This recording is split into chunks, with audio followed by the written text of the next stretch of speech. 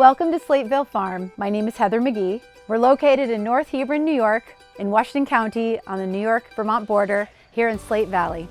I grow as much as I possibly can under the sun. We chose this land because it is the most uniform. It's the flattest, widest parcel on all of our 350 acres. Some of the things that we were able to get in the ground before it was too late were beautiful golden chard and golden beets, spinach, some parsnips. And one of my other favorite things to grow is what's called a cylindra beet. And you'll see the way this beet is, it's long. These are wonderful because not only, of course, do they taste great and they're nutritious, but they're great for processing. And I'm a huge fan of canning. It just makes it a lot easier because you're dealing with like slicing them. This was also a fun project. This is puttanesca, so we had a good year with eggplant. The guests who come here and they stay at our campsites are welcome to come into our farm stand and get what they need during their stay. Perhaps they've pre-purchased a dozen eggs or bundles of wood, which I deliver to site. And so when the campers come here, it really supports our farm business.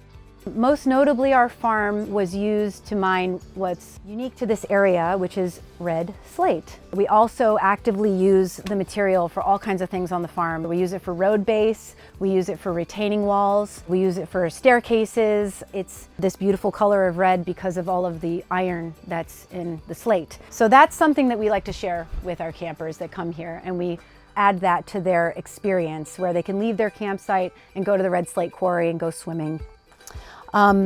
There's a picture here of what the farm looked like when my husband bought it about 22 years ago. This is the original spring and where the pond is.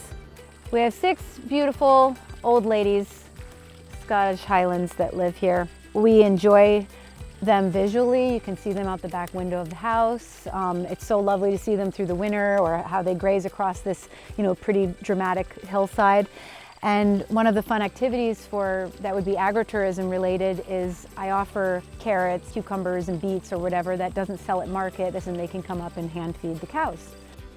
It's a wonderful thing to be able to offer the farm, and agritourism, I hope, does continue to grow because more people should know where food comes from and see the animals up close. And I think a lot of young people desire to have a connection literally to these roots.